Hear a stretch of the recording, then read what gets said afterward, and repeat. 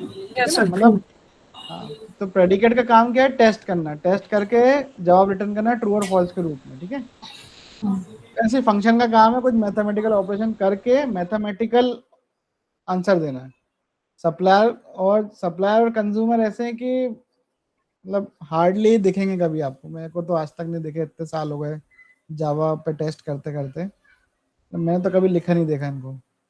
हाँ ये मिल गया मुझे कभी कभी लिखा हुआ, ये फंक्शन और ये प्रेडिकेट मिले हैं, लेकिन ये दो तो कभी नहीं मिले मेरे को, पता नहीं क्यों यूज होता है, आज तक मेरे को भी समझ नहीं आया, पर ठीक है।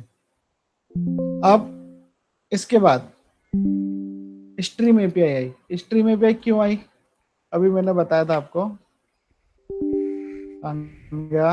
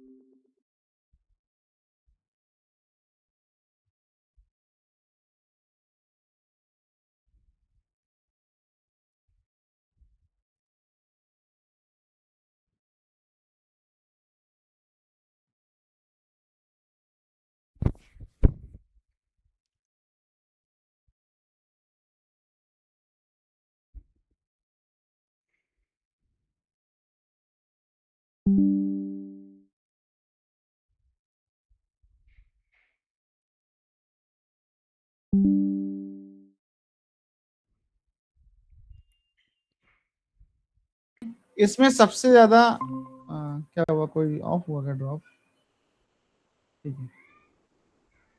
इसमें सबसे ज्यादा जो काम का जो फंक्शन है वो ये फंक्शन है एरेज, ठीक है। एरेज किसके अंदर रहता है, जावा डॉट यूटिल्स, यूटिल नाम के पैकेज के अंदर रहता है।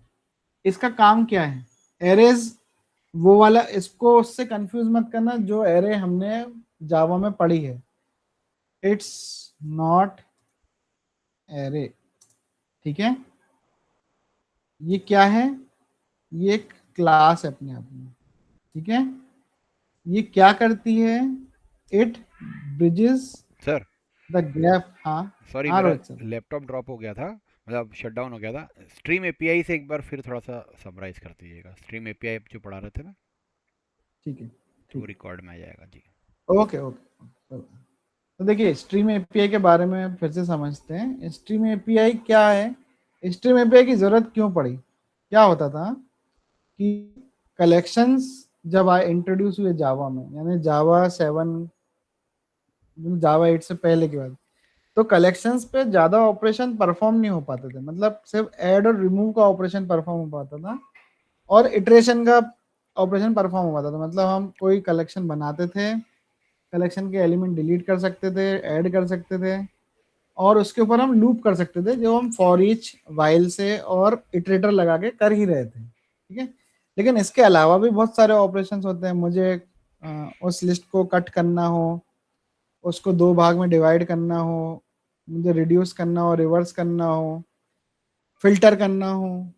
मतलब मान लीजिए जैसे कि स्टूडेंट की लिस्ट है, ठीक है, अब ए से लेके जेड तक सारे स्टूडेंट्स हैं, लेकिन मुझे तो लिस्ट चाहिए सिर्फ स्टूडेंट जो एल से शुरू होते हैं, तब कैसे करूंगा। तो इसके लिए फिर क्या हुआ कि स्ट्रीम एपीआई को इंट्रोड्यूस किया गया, और स्ट्रीम एपीआई क्या करती है, रियल टाइम में ऑपरेशन परफॉर्म करती है। मतलब ऐसा नहीं है कि कलेक्शन बनेगा, परफॉर्म होगा, फिर उसके बाद स्ट्रीम एपीआई अप्लाई करेंगे, फिर वो ऑपरेशन रन करेगा, फिर क्लोज करेगा, ऐसा नहीं।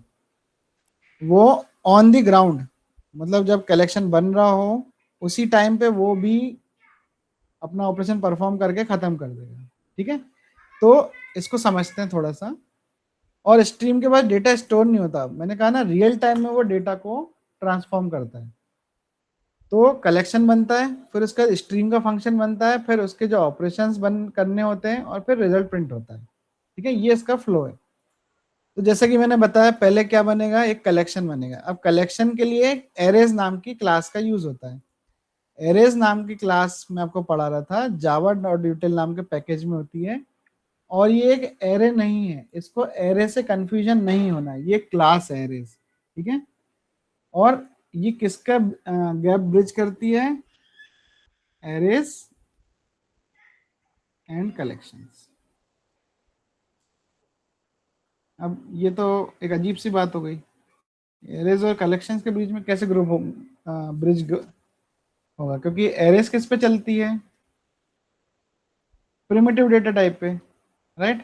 प्रिमिटिव डेटा टाइप, जो कि मतलब कैसे, इंटीजर, अपने बूलियन हो गए, डबल हो गए, शॉर्ट हो गया, लॉन्ग हो गया, फ्लोट हो गए, इस पे चलती है।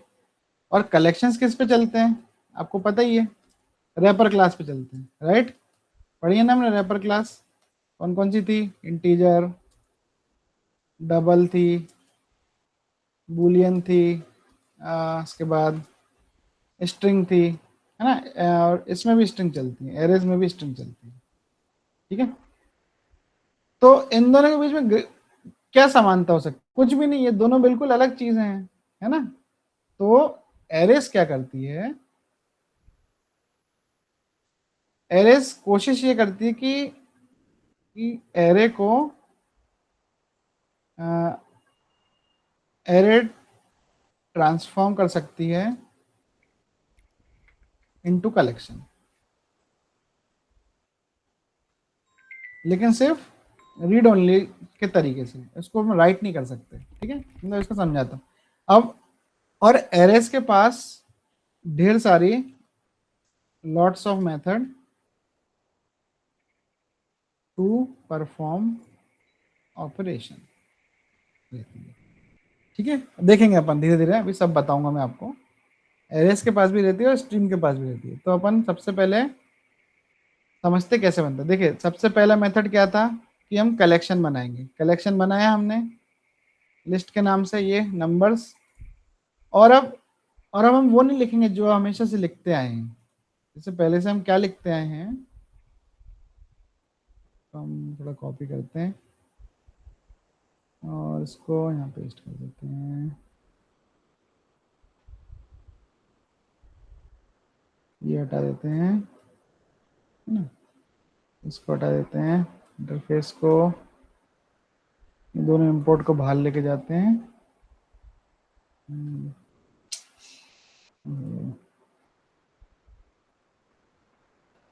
ठीक है, यहाँ तक लेके गए। अब भी ठीक है, एक ब्रैकेट ज़्यादा है, इस लाइन का कोई काम नहीं है, टैली किया, हाँ ठीक है। अब हमारा कन्वेंशनल तरीका क्या था सुजीत जी, हम पहले ऐसे लिखते थे, है ना, लिस्ट, और फिर ऐसे लिखते थे इंटीजर, इंटीजर, और फिर हम देते थे कुछ list is equal to new array list, है ना, ऐसा देते थे ना, राइट। सही कर रहा हूँ ना, है ना। फिर हम अगला लाइन लिखते थे कि लिस्ट डॉट ऐड, और फिर अंदर इंटीजर जो भी दे रहे हैं, है ना। ऐसा चलता रहता था, राइट। इसमें कुछ गलत लिख रहा हूँ क्या मैं,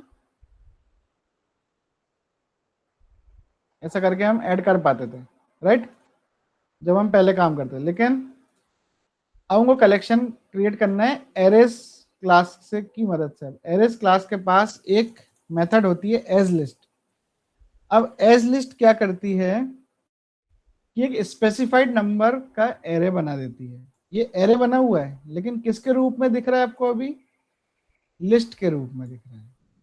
ठीक है, तो इसके बीच में क्या हो रहा है, अब list in the form of array. अब इसके बाद मैं ऐड नहीं कर रहा हूँ, इसमें नंबर्स डॉट ऐड नहीं कर रहा हूँ, मैंने सिर्फ एक फिक्स्ड एरे बना दी है विच इज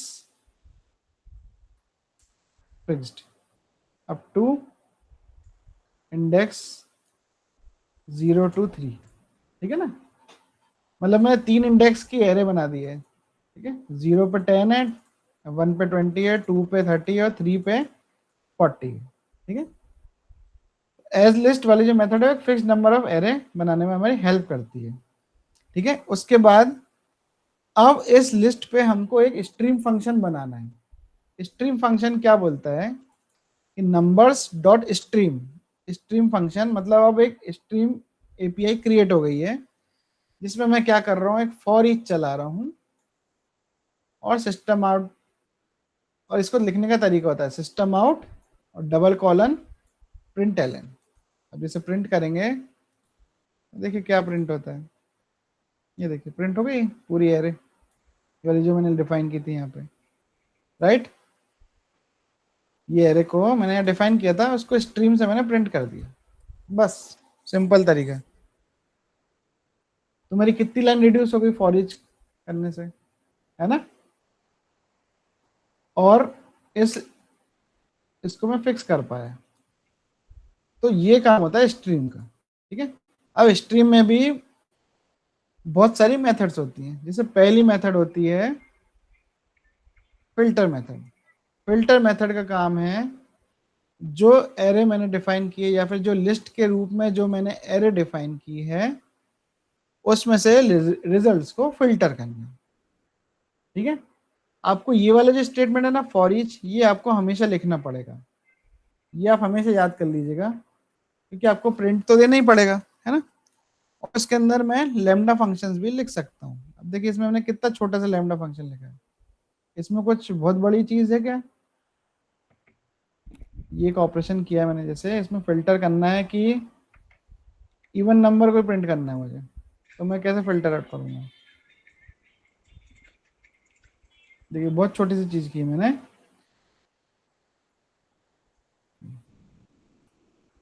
मैंने एक लिस्ट ली है नंबर्स के नाम से और मैंने उसमें लिस्ट पास करी है 12, 25, 34, 15 और 60।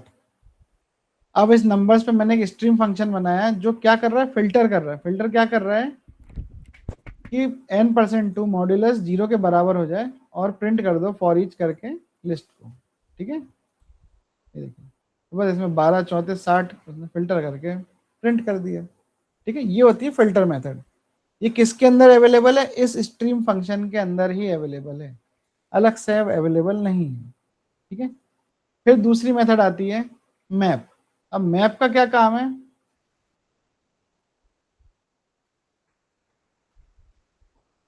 हाँ मैप का जो काम है मतलब एक तरीके से अगर मैं समझूं, कुछ ट्रांसफॉर्मेशन करना एलिमेंट का। मैप का मतलब होता है कि मैं कुछ अपने एलिमेंट्स जो मैंने डिफाइन किए हैं उस पर कुछ ऑपरेशन परफॉर्म कर पाऊँ। जैसे अगर मुझे इनका स्क्वायर्स निकालना है तो मैं कैसे करूँगा, तो मैं क्या करूँगा, मैप नाम के फंक्शन का इस्तेमाल करूँगा। मैप में मैं ऑपरेशन लिखूंगा और फॉर ईच तो मुझे लगा नहीं है सिस्टम प्रिंट मतलब सिस्टम क्या बोलते हैं आउटपुट के लिए। ठीक है, तो मैं इसको कैसे करूँगा, इसको मैंने नॉर्मली कॉपी किया, मैंने इसको पेस्ट किया,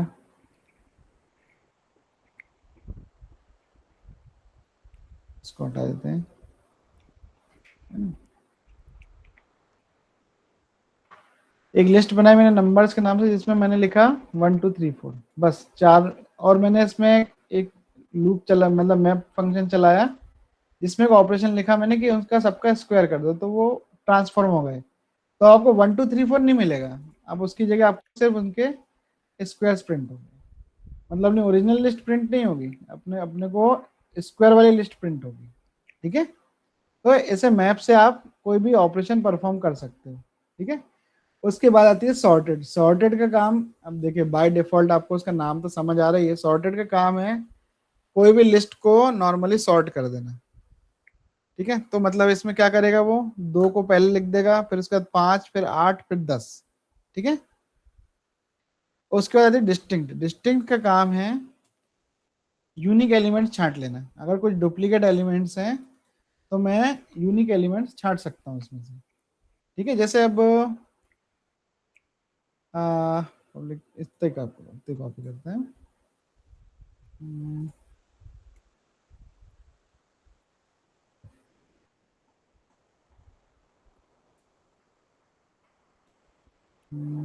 हाँ, अब मान लीजिए इसमें मैंने कैरेक्टर ले लिया है, कैरेक्टर है ना। अब इसमें मुझे कैरेक्टर पास करने पड़ेंगे सारे, है ना। कैरेक्टर पास करते हैं अपन। पहले अपन ने लिखा सी, कैपिटल लिखा है, ठीक है। उसके बाद अपन ने लिखा एच लिखा, फिर अपन ने लिखा ए लिखा, फिर अपन ने, चंद्रिका जी आपका नाम लिख रहे हैं ना, अब उसमें से वो डुप्लीकेट्स हटा देगा। फिर अपन ने लिखा आर, ठीक है। फिर अपन ने लिखा आई, फिर अपन ने लिखा के, फिर अपन ने लिखा ए। ठीक है, इतना लिखा अपन ने। अब देखिए वो छाट देगा इसको भी।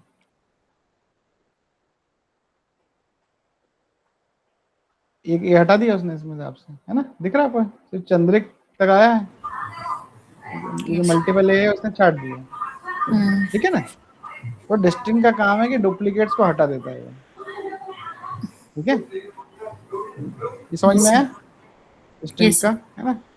उसके बाद काउंट। काउंट मेथड का काम बाय डिफॉल्ट आपको समझ में आ रहा है। काउंट का मतलब क्या है, अगर आपने काउंट दे दिया स्ट्रीम के नाम से तो वो टोटल प्रिंट कर देगा उसका। ठीक है, अब इसमें लैम्डा फंक्शन देने की कोई जरूरत नहीं है। ठीक है, इसमें तो आपको नॉर्मल प्रिंट कराना है आपको बस। ठीक है, अब काउंट में तो कोई ऑपरेशन होगा नहीं, है ना, और ना ही इसके डिस्टिंक्ट में कोई ऑपरेशन होगा। बस डिस्टिंक्ट में ये है कि आपको, क्योंकि लूप तो आपको चलाना ही पड़ेगा, है ना, तो लूप चला, लेकिन काउंट में कोई लूप चलाने की जरूरत नहीं पड़ती। सिंपल तरीके से होता है, स्ट्रीम के साथ आप काउंट मेथड को लगा दो तो वो काउंट कर देगा टोटल नंबर ऑफ एलिमेंट्स जो अपनी लिस्ट में डिफाइन किए। हाँ, अब कलेक्ट का काम क्या है। कलेक्ट का काम है कि मतलब इकट्ठा करना। इकट्ठा क्या, अब आप कुछ ऑपरेशन करोगे उसके बाद ही तो इकट्ठा कर पाओगे, है ना। तो अब जैसे आपने मैप पर ऑपरेशन परफॉर्म किया, तो मैप के बाद आप पहले कलेक्ट करो उसको, फिर प्रिंट करो। ठीक है, ऐसे ही आपको कुछ फिल्टर आउट करना है ऑपरेशन, तो फिल्टर आउट करो आप, और फिर आप उसको टू लिस्ट में सेव कर दो तो वो प्रिंट कर देगा उसको। ठीक है, जैसे अब रिड्यूस। हाँ, रिड्यूस का एक अलग काम है। रिड्यूस का मतलब होता है कि इस सिंगल लिस्ट पे कोई ऑपरेशन परफॉर्म करना है एक ही बार में। कैसे, आप इस चीज को समझो कि, और इसके बाद हमेशा 2 आर्गुमेंट है, मतलब मैं थोड़ा सा इसको कैसे समझाऊं आपको।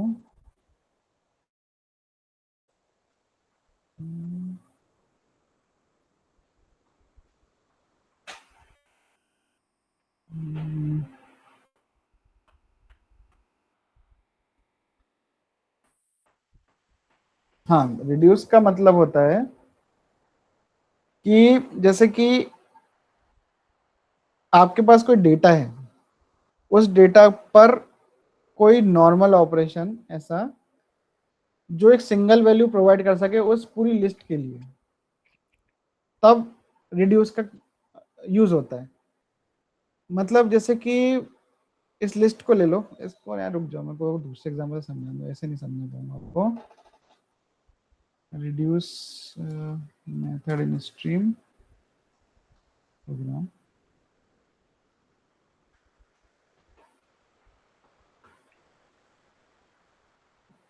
हाँ देखो, जैसे मैंने आपको बताया ना कि कुछ भी ऑपरेशन जिसको एक सिंगल एग्रीगेटेड रिजल्ट में आपको सेव करना है, अब वो मैथमेटिकल ऑपरेशन भी हो सकता है। ठीक है, लेकिन कई दूसरा ऑपरेशन भी हो सकता है। मान लीजिए मुझे इसमें से किसी का मैक्सिमम निकालना हो, या फिर मुझे इसमें से किसी का मिनिमम निकालना हो, है ना। तो रिड्यूस का मतलब ये है कि मुझे जो भी मुझे लिस्ट प्रोवाइड की गई है उसको एक सिंगल रिजल्ट में एग्रीगेट कर लेना, ठीक है। तो ये काम होता है रिड्यूस का, ठीक है। ये समझ में आया थोड़ा सा रिड्यूस के बारे में, कि रिड्यूस का काम होता है कि एक सिंगल एग्रीगेटेड रिजल्ट में ऑपरेशन को ले आना। मतलब जैसे कि देखिए, जैसे ये है 5 7 2 8, ठीक है। अब इसमें उसने एक ऑपरेशन चलाया ए कॉमा बी, इसमें ए बड़ा है बी से, और जो भी बड़ा होगा, ये जो ऑपरेटर आता है इसका काम होता है ये और की तरह act करता है। मतलब ए बड़ा, अगर ए बड़ा है बी से तो ए प्रिंट कर दो, नहीं तो बी प्रिंट कर देना, ठीक है। तो वो पहले चेक करेगा, 5 7 को कंपेयर करेगा, फिर ऐसे करता जाएगा प्रिंट। जैसे इसको अपन निकाल लेते हैं, ठीक है, यहाँ तक है।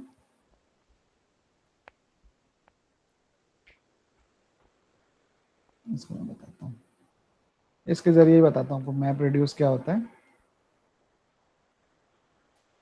क्या हो गया इसको भाई, इसको लिस्ट कर देते हैं, ठीक है। और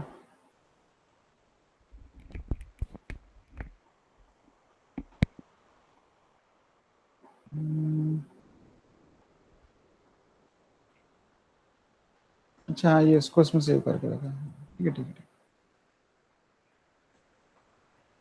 ऑप्शन कर तो दिया यार इंपोर्ट।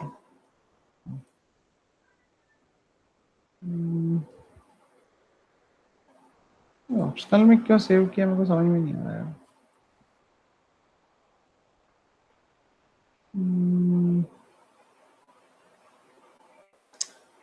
सम वाला भी ठीक नहीं है यार, सम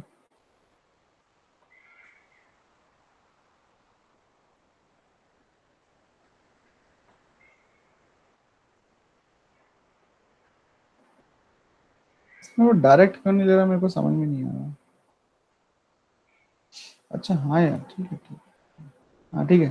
देखिए इसमें क्या है, सिंपल सी उसने एक एरे ली है 5 7 2 8 की, ठीक है। उसमें उसने एक ऑपरेशन लगाया है क्या, कि अगर ए बड़ा है बी से तो ए प्रिंट कर दो, नहीं तो बी प्रिंट कर दो, ठीक है। तो चेक करेगा 5 और 7 में से कौन बड़ा है, बताइए चंद्रिका जी कौन बड़ा है। 7 7 बड़ा है। 7 और 2 में से कौन बड़ा है, देखिए ये कैसे प्रिंट करेगा मैं बताता हूँ। आउटपुट आपको 8 दिख रहा है, लेकिन स्टेप चलेगी, ठीक है। देखिए पहले किसका कंपैरिजन होगा, 5 7 का, कौन बड़ा है इसमें से, 7 बड़ा है ना। फिर अगली स्टेप क्या चलेगी, 7 और 2 की, 7 2 की। इसमें फिर क्या होगा कि कौन प्रिंट होगा, 7, ठीक है। अब अगली स्टेप किसकी चलेगी, 7 8, है ना। तो अब इनमें से कौन बड़ा है, 8। तो जैसे ही अब 8 के आगे कोई वैल्यू नहीं है, तो वो लास्ट वैल्यू जो बड़ी है वो इसको प्रिंट कर देगा। तो 8 इन सभी को रिप्रेजेंट कर रहा है। मतलब 8 कैसे रिप्रेजेंट कर रहा है इसको, कि 8 2 से भी बड़ा है, 8 7 से भी बड़ा है, 5 से भी बड़ा है। तो रिड्यूस फंक्शन जो होता है स्ट्रीम का, वो ये शो करता है कि मैं एक कॉमन वैल्यू ला रहा हूँ। क्या, मैं एक ऐसी कॉमन वैल्यू ला रहा हूँ जो सभी को रिप्रेजेंट करती है, ठीक है, जो सभी से मिल के बनी है, ठीक है। ये होता है रिड्यूस का काम। जैसे एक अपन ने अभी एग्जांपल में देखा ये वाला 10 20 30 40, तो इसका आउटपुट जो 100 आया सम के लिए, वो ये बोल रहा है कि क्योंकि मैं तुम चारों की वजह से ही आया हूं एग्रीगेटेड रिजल्ट, जो कि किसकी मदद से आया है, रिड्यूस की मदद से आया है, ठीक है। ये काम होता है रिड्यूस का, ठीक है। यहां तक समझ में आया। अब उसके बाद आता है, मेरे ख्याल से खत्म ही हो गया, अरे चैप्टर ही खत्म हो गया, वाह। ये होते हैं 3 चीजें, लैम्डा एक्सप्रेशन, फंक्शनल इंटरफेस और स्ट्रीम एपीआई, ठीक है। आपको हद से हद यूज होगी स्ट्रीम एपीआई, ठीक है, और उसके बाद लैम्डा एक्सप्रेशन। लेकिन फंक्शनल इंटरफेस तो आप मान के चलो कभी जीवन में देखने नहीं मिलेगा आपको। आप पूरी टेस्टिंग 20 साल की कर लेना, मुझे बता देना लाके यहाँ यहाँ किया सर हमने फंक्शनल इंटरफेस को यूज, सिवाय इंटरव्यू क्वेश्चन के आपको वो और कहीं नहीं दिखेगा। लेकिन प्लीज ये जो तीनों टॉपिक्स जो मैंने आपको पढ़ाए हैं इनको प्लीज अच्छे से पढ़िएगा, इंटरव्यू क्वेश्चन में बिल्कुल सीधा पूछते हैं क्या होता है, ठीक है। फंक्शनल इंटरफेस के बारे में बताइए क्या होता है फंक्शनल इंटरफेस, तो आपको जवाब बिल्कुल नपा-तुला देना है, कुछ जावा डेवलपर की तरह नहीं देना है, आपको देना है फंक्शनल इंटरफेस ऐसे इंटरफेस होते हैं कि जो एटलीस्ट क्या सिर्फ एक एट मोस्ट एक एब्स्ट्रैक्ट मेथड कंटेन करते हैं, बाकी वो डिफॉल्ट और स्टैटिक मेथड कंटेन कर सकते हैं, ठीक है। और फंक्शनल इंटरफेसेस का यूज क्या यूज करते हैं, तो फंक्शनल इंटरफेसेस लैम्डा एक्सप्रेशंस को यूज करते हैं अपना ऑपरेशन इंप्लीमेंट करने के लिए, ठीक है। और ये एक तरीके के एनोनिमस इंटरफेस होते हैं, एक बार बन के खत्म हो जाते हैं, ठीक है। बस इतना सा जवाब देना है आपको। स्ट्रीम एपीआई क्या होती है, स्ट्रीम एपीआई कलेक्शंस के ऊपर डेटा के ऑपरेशंस को परफॉर्म करने के लिए यूज की जाती है। कौन कौन सी मेथड्स होती है इसमें, मैप होती है, रिड्यूस होती है, सॉर्टेड होती है, और एक दो आप बता सकते हो जो आपको याद है, ठीक है। तो ऐसे इंटरव्यू क्वेश्चन पूछते हैं, वो आपसे ये नहीं पूछेगा कि आप प्लीज मुझे सॉर्टेड का प्रोग्राम लिख के बताइए, प्लीज आप मुझे रिड्यूस का प्रोग्राम लिख के बताइए, ऐसा नहीं पूछेगा आपसे।